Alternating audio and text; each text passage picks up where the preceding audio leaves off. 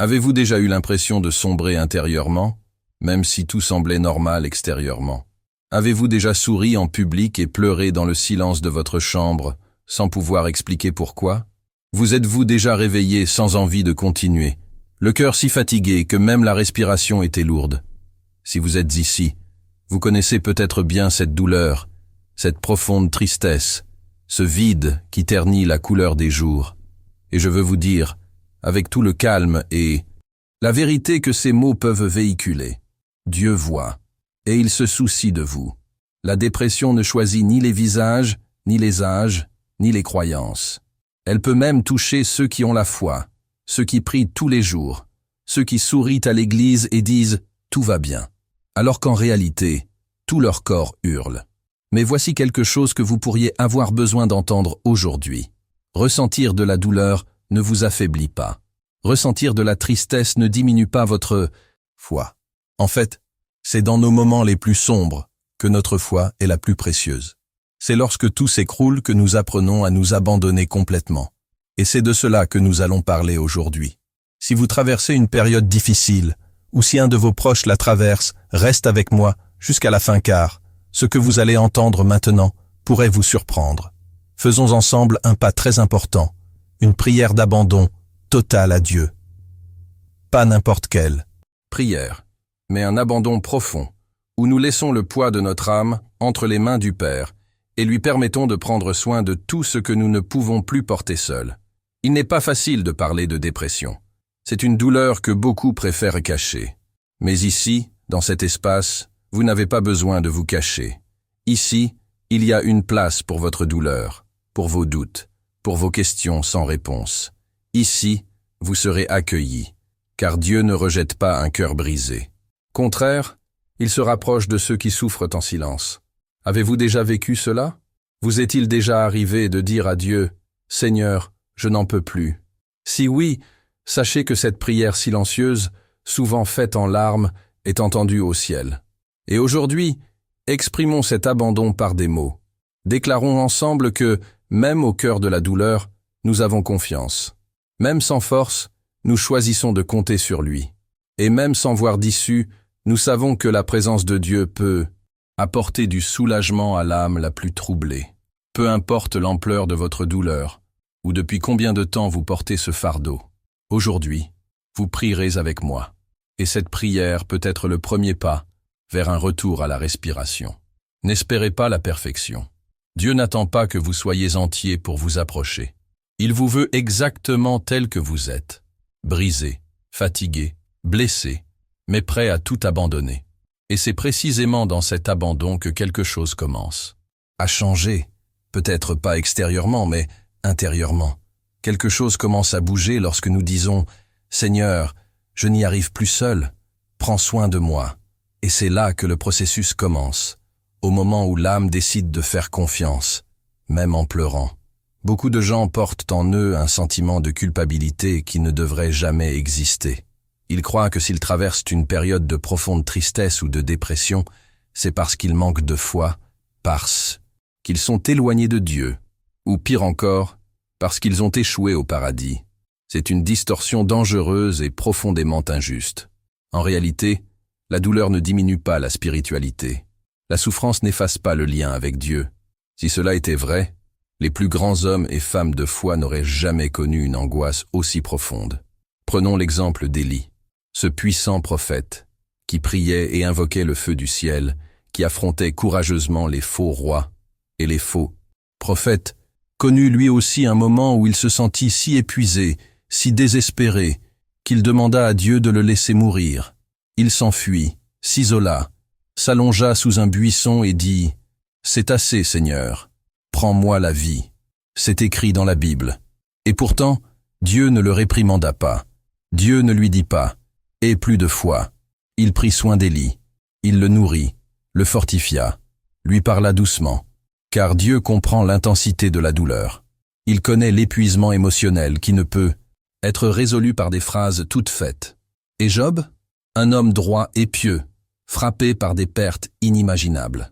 Il a perdu ses enfants, ses biens, sa santé, et était entouré d'amis qui, au lieu de le réconforter, remettait en question sa spiritualité. Job a même dit « Mon âme est lasse de la vie ». Il a maudit le jour de sa naissance. Il a crié de douleur. Et pourtant, Dieu l'a déclaré juste, car Dieu n'est pas scandalisé par notre douleur. Il n'est pas effrayé par ce que nous ressentons. Ce qu'il recherche, c'est un cœur sincère, même brisé. David, l'homme selon le cœur de Dieu, a écrit des psaumes entiers dans une profonde angoisse. L'un d'eux dit « Sauve-moi, ô Dieu, car les eaux me montent au cou. Je m'enfonce dans un bourbier sans appui. » C'est le portrait d'un homme au bord de l'effondrement émotionnel. David a pleuré jusqu'à en perdre toute force. Il a questionné, pleuré et ouvert son cœur à Dieu. Et à aucun moment il n'a été rejeté pour autant. Au contraire, sa vulnérabilité l'a rapproché encore davantage du Seigneur. Vous savez, il y a une vérité cachée que la religiosité n'admet généralement pas. La vraie foi n'est pas celle qui cache la douleur, mais celle qui traverse la douleur avec Dieu.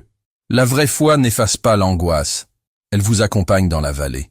Avoir la foi, ce n'est pas nier ce que l'on ressent, c'est continuer à croire même quand tout autour de soi semble s'écrouler. Et cela demande du courage, beaucoup de courage. Il est essentiel de déconstruire l'idée selon laquelle les chrétiens doivent toujours être bien. Cette norme irréaliste alimente un cycle dangereux de silence et de honte. Lorsque la tristesse devient quelque chose qu'il faut cacher, elle se développe en coulisses.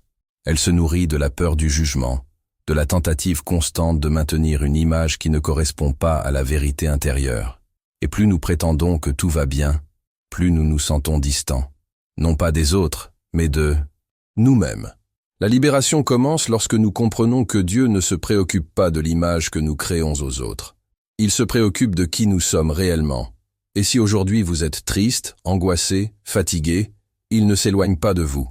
Au contraire, il s'approche. Sa présence n'est pas une récompense pour ceux qui vont bien. Elle est un soutien pour ceux qui ne peuvent plus se tenir debout. Et si vous en doutez encore, regardez Jésus à Gethsémane.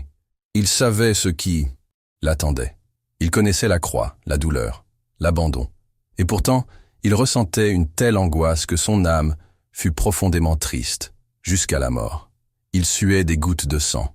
Il s'écria « Père, s'il est possible, que cette coupe s'éloigne de moi. » C'est Jésus, le Fils de Dieu lui-même, éprouvant une affliction qui dépasse le physique. Il ressentait le poids de la douleur dans son âme. Et cela nous montre que il n'y a pas de honte à se sentir mal. La douleur n'est pas un péché. Le désespoir n'est pas un signe de faiblesse. Il fait partie de la condition humaine. Et c'est précisément à ce moment-là que quelque chose de puissant se produit. Lorsque nous reconnaissons que la douleur ne nous sépare pas de Dieu, mais peut-être le chemin qui nous conduit plus profondément vers sa grâce. Lorsque nous cessons de lutter contre ce que nous ressentons et commençons à tout remettre, tout, entre les mains de celui qui peut transformer la tristesse en réconfort et l'angoisse en espoir, la foi commence à se manifester différemment. Non plus comme un bouclier qui nous rend invulnérables, mais comme une ancre qui nous maintient fermes au milieu de la tempête. C'est comme si Dieu disait « Tu n'as pas besoin de te réparer pour venir à moi. C'est en venant à moi que tu commences à être restauré. » Et c'est peut-être l'une des plus grandes révélations spirituelles que l'on puisse avoir. L'amour de Dieu ne dépend pas de vos performances émotionnelles. Il ne vous aime pas davantage lorsque vous êtes en bonne santé, ni moins lorsque vous êtes brisé. Il aime, tout simplement. Et cet amour est constant, présent, sûr. Alors, si votre âme est fatiguée, si vous avez traversé des moments sombres, si vous êtes aux prises avec des pensées inexplicables, comprenez bien, cela ne vous disqualifie pas de la présence de Dieu. Cela ne vous rend pas indigne de la grâce.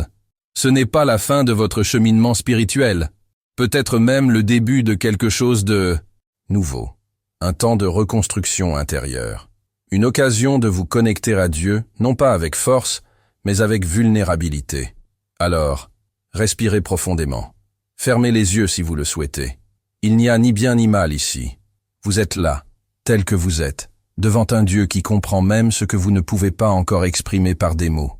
Et dans cet abandon silencieux, qui semble si petit, quelque chose de bien plus grand se produit que nous ne pouvons l'imaginer. Car lorsque vous dites « Seigneur, je n'ai plus de force », vous ne faites pas qu'admettre votre faiblesse. Vous laissez sa force agir. Il y a quelque chose de très libérateur à cesser de faire semblant, à cesser de lutter contre son âme, comme si elle était un ennemi.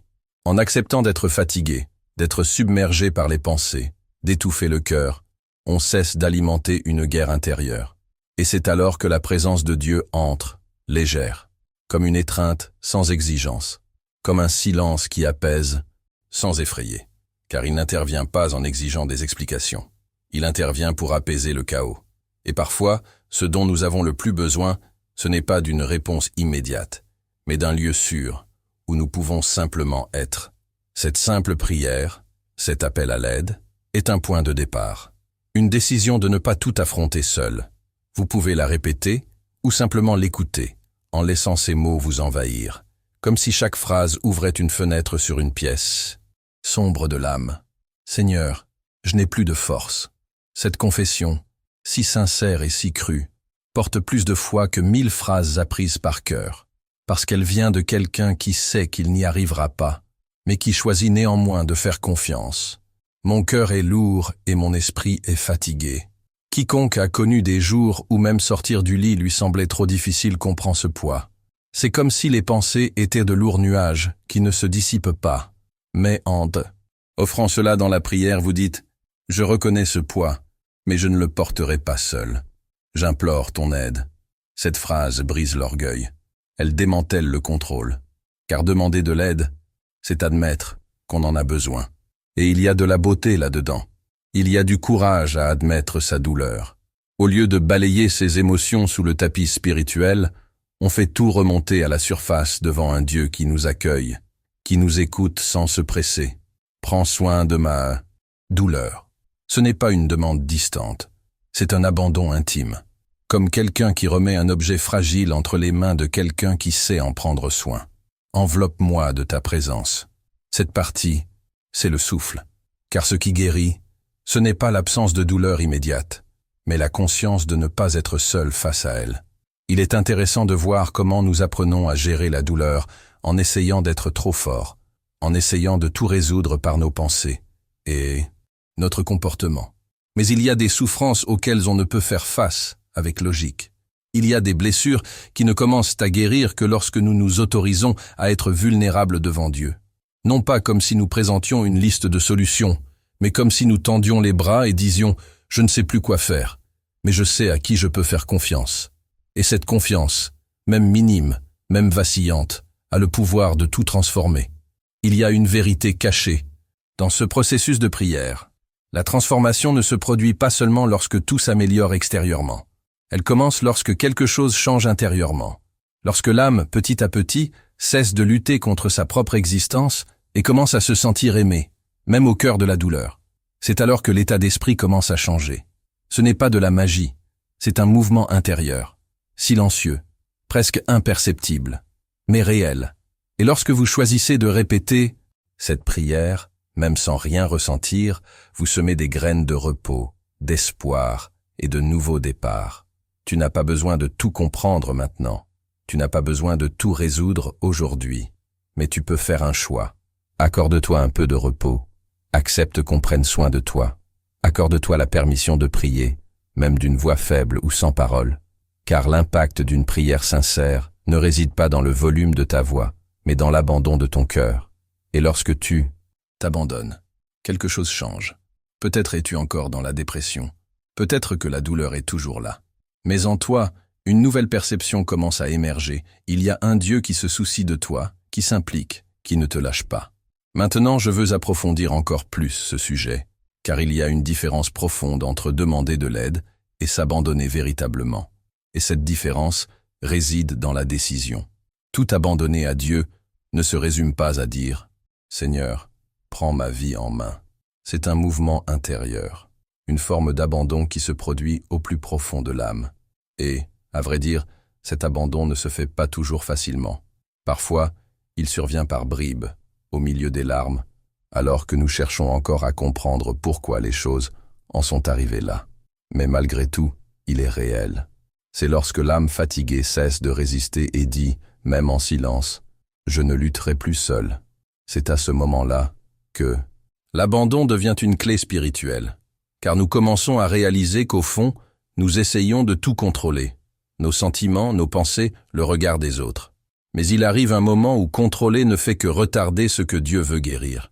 Et lorsque nous lâchons enfin prise, c'est comme si une vieille tension commençait à se dissiper. On ne comprend pas exactement comment, mais on sait que quelque chose se refait là, au cœur même de notre fragilité. Et peut-être pour la première fois, être fragile ne nous effraie plus, car on comprend que la présence de Dieu n'exige pas de force. Elle accueille la faiblesse et la transforme en confiance. S'abandonner, ce n'est pas abandonner. Ce n'est pas se conformer. C'est tout le contraire. C'est décider de ne pas porter seul un poids qui ne vous a jamais appartenu. C'est dire, Seigneur, je ne sais pas par où commencer, mais je remets tout entre tes mains. Cela inclut les pensées confuses, les souvenirs douloureux, la peur de ne pas aller mieux, les nuits blanches, l'angoisse silencieuse. Tout, chaque petit détail, y compris ce que vous n'avez encore dit à personne, y compris ce que vous avez honte d'envisager. C'est là que Dieu veut intervenir, non pas pour vous accuser, mais pour vous restaurer. Et peut-être pensez-vous, mais je ne ressens rien, je ne sens pas sa présence, je ne ressens aucun soulagement, et je comprends. Car il y a des moments où la foi n'est pas ressentie, elle est choisie. C'est quand on prie avec l'âme sèche, mais qu'on prie quand même. Quand on dit « j'ai confiance », même si une partie de soi est en ruine. Ce n'est pas du mensonge, c'est du courage. C'est la foi dans sa forme la plus brute, la plus sincère. Et Dieu honore ce genre d'abandon, parce qu'il voit ce qui se cache derrière les mots. Il connaît les coulisses du cœur. Il sait quand un « Amen » jaillit des larmes. Il sait quand un « j'ai confiance » est prononcé par quelqu'un qui s'accroche à son dernier espoir. C'est à ce moment-là que l'abandon total cesse d'être une belle idée et devient un acte de combat spirituel. Parce que vous choisissez de ne pas vous abandonner aux ténèbres, mais à Dieu. Vous choisissez de ne pas suivre les pensées qui tentent de vous submerger, mais de tout diriger vers celui qui peut vous relever. Et même sans garantie visible, vous décidez de faire confiance. C'est le tournant. Non pas un tournant émotionnel, mais un tournant mental. Parce que vous commencez à voir la douleur comme un lieu de rencontre et non d'abandon. Un terreau fertile pour l'épanouissement de quelque chose de nouveau et non comme un trou sans issue. Et ça change tout. Car dès l'instant où vous dites « Seigneur, je t'abandonne toute ma vie », vous affirmez que vous ne cacherez plus les morceaux brisés. Vous affirmez que vous n'avez plus besoin de faire semblant que tout va bien. Vous reconnaissez qu'il existe une sollicitude plus grande que toute force humaine, et que cette sollicitude est réelle, accessible maintenant. C'est comme abandonner son armure, arrêter de lutter contre sa propre douleur. Laissez Dieu entrer non seulement dans le magnifique temple que vous essayez de présenter, mais aussi au plus profond de votre âme, là où sont emmagasinés la culpabilité, les traumatismes, les frustrations dont vous ignoriez même qu'ils pesaient encore si lourds sur vous. Et savez-vous ce qu'il y a de plus beau là-dedans? Il entre. Et il entre sans demander d'explication. Il entre avec paix, grâce, présence. Car Dieu n'agit pas sur la base des apparences, mais sur la vérité. Il agit là où il y a abandon, et non là où il y a performance. Il n'attend pas que vous vous organisiez émotionnellement pour ensuite prier. Il attend que vous abandonniez tout exactement tel que c'est, désordonné, brisé, incertain. C'est alors qu'il commence la reconstruction. Une reconstruction silencieuse mais profonde. Elle ne repose pas sur l'émotion, mais sur l'abandon. Et c'est peut-être l'une des vérités cachées les plus puissantes de la foi. Dieu ne commence pas à agir quand les choses s'améliorent. Il commence à agir quand vous lâchez prise. Et lâcher prise, dans ce cas, ce n'est pas abandonner le chemin. C'est lâcher le volant un instant et dire « j'ai confiance », même sans comprendre. « J'ai confiance », même sans ressentir. « J'ai confiance », même si mon esprit me dit le contraire. C'est le véritable abandon. Et cela ne se produit pas qu'une seule fois. Parfois, cela doit se produire tous les jours, plusieurs fois par jour. Mais chaque fois que vous le faites, quelque chose en vous se transforme. La transformation n'est pas un événement, c'est un processus. Et ce processus commence dès l'instant où vous vous autorisez à faire confiance. Non pas avec la force de quelqu'un qui connaît toutes les réponses, mais avec la sincérité de quelqu'un qui refuse de faire cavalier seul. Dès lors, la vie spirituelle cesse d'être une théorie lointaine et devient un lieu de repos. Non pas un repos passif, mais un repos actif, où vous continuez à vivre, à ressentir, à lutter, mais avec une certitude silencieuse. On prend soin de vous.